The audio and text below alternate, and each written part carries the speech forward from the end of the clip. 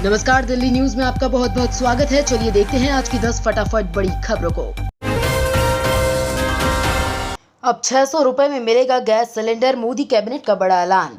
केंद्र की नरेंद्र मोदी सरकार ने एलपीजी गैस सिलेंडर के दाम को लेकर एक और बड़ा ऐलान किया है। मोदी कैबिनेट ने उज्ज्वला योजना के लाभार्थियों को एक और तोहफा देते हुए रसोई गैस सिलेंडर पर मिलने वाली सब्सिडी को 100 रुपए और बढ़ा दिया है। यानी बीते दिनों 200 रुपए अतिरिक्त सब्सिडी के बजाय अब 300 रुपए की सब्सिडी मिलेगी और लाभार्थियों के लिए अब एक एलपीजी सिलेंडर का दाम 600 रुपए होगा।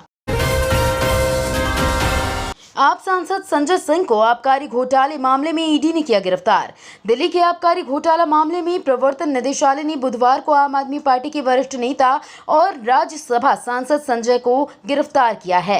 ईडी ने संजय सिंह के दिल्ली वाले घर में बुधवार सुबह 7 बजे से छापा मारा था। यहां से कई दस्तावेज जब्त किए गए थे। लंबी पूछताछ के बाद ईडी ने बुधवार शाम करीब 5:30 बजे संजय सिंह को गिरफ्तार कर लिया। आबकारी नीति केस की चार्जशीट में संजय सिंह का भी नाम है। इस केस में मनीष सिसोदिया फरवरी से ही जेल में हैं।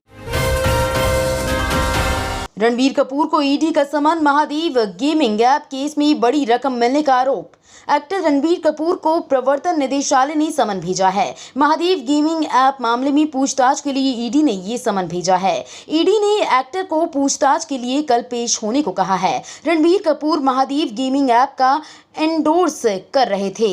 ईडी का दावा है कि उन्हें इसके एवज में कैश में बड़ी रकम मिली, जो क्राइम की कमाई थी।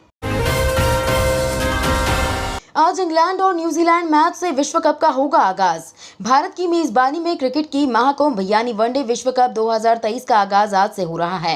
अहमदाबाद की नरेंद्र मोदी स्टेडियम में ओपनिंग मैच इंग्लैंड और न्यूजीलैंड के बीच खेला जाएगा। इंग्लैंड क्रिकेट विश्व कप का मौजूदा चैंपियन है।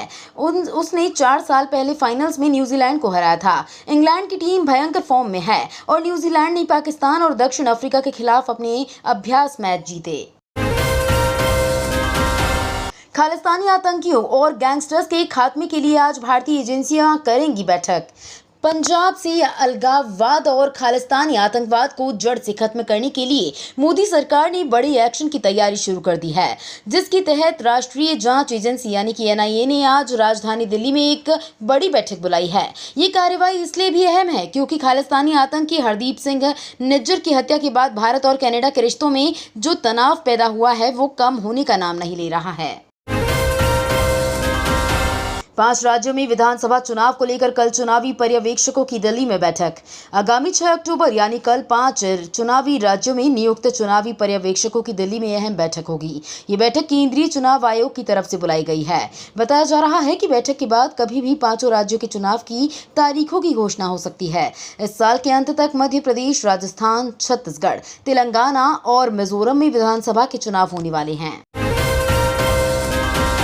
सिक्किम में बादल फटने से 23 जवान समेत 43 लोग लापता।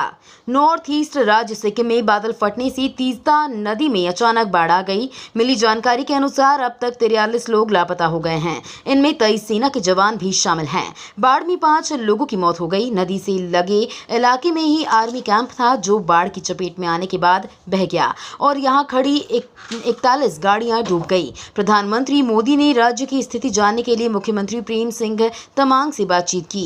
उन्हें मदद देने का आश्वासन दिया। एससी का ईडी से सवाल, दिल्ली शराब नीति केस में आपको आरोपी क्यों नहीं बनाया। दिल्ली के आबकारी नीति केस में पूर्व उप मुख्यमंत्री मनीष सिसोदिया की जमानत याचिका पर बुधवार को सुप्रीम कोर्ट में सुनवाई हुई। मनीष सिसोदिया ने दिल्ली के शराब घोटाले के मामले में जमानत की मांग करते हुए सुप्रीम कोर्ट का रुख किया है। अदालत ने प्रवर्तन निदेशालय से मनी लॉन्ड्रिंग केस के आधार से जुड़ा सवाल किया।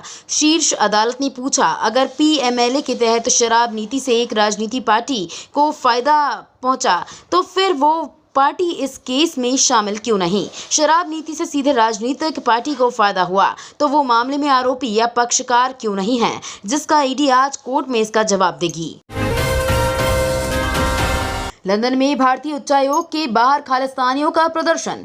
कनाडा के बाद खालिस्तान समर्थकों ने लंदन में भारतीय उच्चायोग के बाहर प्रदर्शन किया है। इस दौरान खालिस्तानियों ने भारतीय तिरंगे को जला दिया और भारत विरोधी नारे लगाए। इस प्रदर्शन में मोस्ट वांटेड आतंकी परमजीत सिंह पम्मा भी मौजूद रहा। इससे पहले खालिस्तानियों ने स्कॉटलैंड में भारतीय राजदूत को गुरुद्वारे में नहीं घुसने दिया था। इसको लेकर भारत ने ब्रिटेन के सामने आपत्ति जताई।